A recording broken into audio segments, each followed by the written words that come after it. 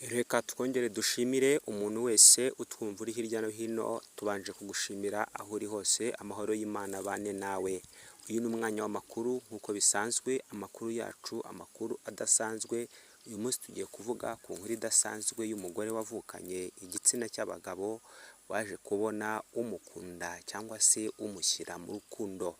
Iyi ni inkuru imaze igihe ariko ni inkuru ikomeje kugarukwaho n'abantu benshi, aho umuntu ashobora gushaka umukunzi afite ibindi agendereye, ariko Joshua ngo ntabwo ariko yabigenje, kuko mbere y'uko abona uyu mugore ngo byari byaramubereye agatereranzamba yarabuze umukunzi.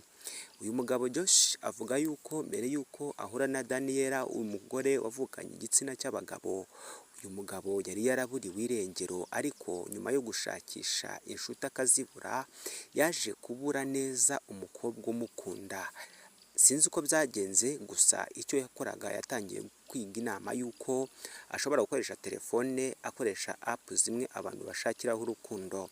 Uyu Josh yakomeje gushakisha ariko agashyiraho ibimenyetso ndetse n'amafoto ye agaragaza ko akeneye umukunda, ariko birangira abuze umukunda.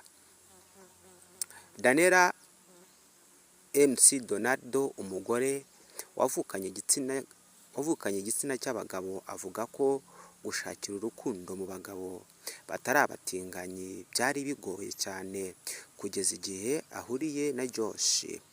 Ubu bamaranye imyaka irenga 7 bashakanye kandi baracyabana neza. Uyu Josh ntiyigeze na rimwe yongera kurarikira kujya kuri telefone gushakisha inshuti. Uri umukobwa cyangwa se uri umugabo ufite uburanga cyangwa se ufite inenge ku mubiri wawe, ariko abenshi na benshi bumva yuko ibintu byacitse, bakumva yuko ibintu byazambye. Ndakubwiza ukuri yuko burya nta kintu na kimwe Imana yaremye kitazabona icyacyo.